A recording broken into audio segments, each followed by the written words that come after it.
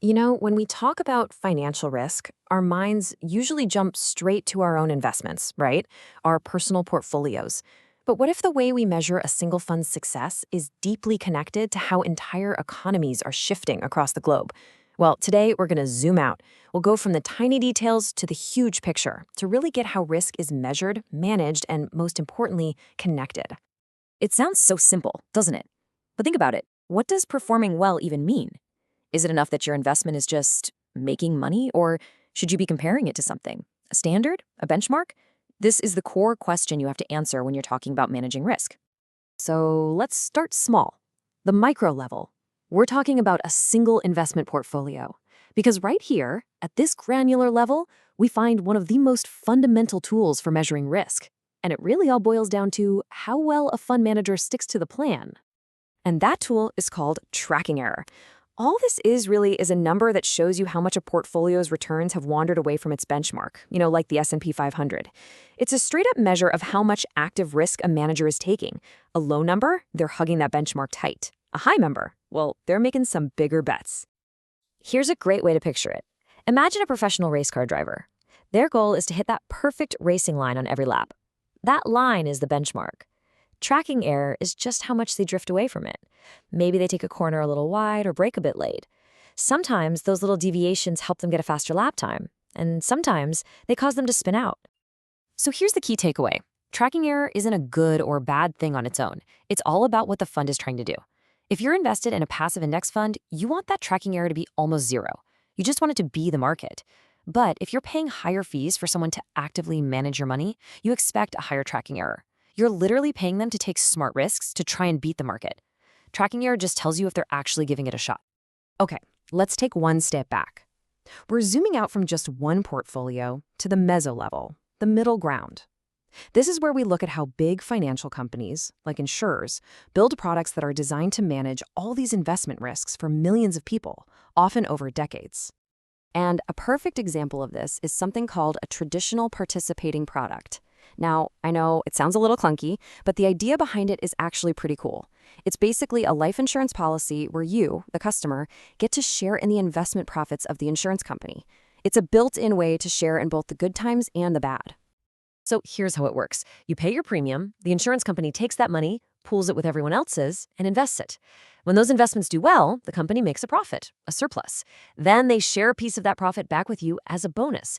It's a pretty neat way to smooth out the ups and downs of the market over a long time. But here's the rub. What happens when the investments don't do so well? Well, the insurer has to cut back on those bonuses. And this is where the cold, hard math crashes into human psychology. Because as the source material rightly points out, people's expectations are a massive deal. We get used to getting those bonuses, right? So trying to reduce them, even when it's financially the right thing to do, can be incredibly tough. It's a real balancing act. All right, time for the final zoom out. We're going to the macro level. We're moving way beyond single portfolios or company products and looking at a type of risk that affects the entire global economy. This is a risk that is fundamentally changing what long-term investing even means. We are talking about transition risk, and specifically how it connects to climate change. And let's be clear, this is not just about a few more storms. This is about the huge financial risks that pop up as the entire world tries to shift away from a fossil fuel-based economy. We're talking about a fundamental rewiring of how everything works. And this shift isn't being driven by just one thing. It's more like a perfect storm of change. You've got the pure economics of new, cheaper technologies. You've got governments stepping in with new laws and policies. And you've got all of us, consumers, changing what we buy and who we buy it from. All of these forces are pushing in the same direction, and that's a powerful, powerful thing. And this, right here, brings us full circle. Remember that balancing act we talked about with insurance products? Well, transition risk throws a massive, heavy weight onto the scales. How can you possibly design a product meant to last for 30 years when whole industries could be gone in 15? How do you price that kind of risk?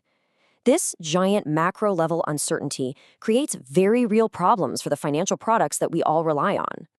So what's the big picture here? We've journeyed from a single fund manager's decisions to a complex insurance product, all the way to a global economic shift.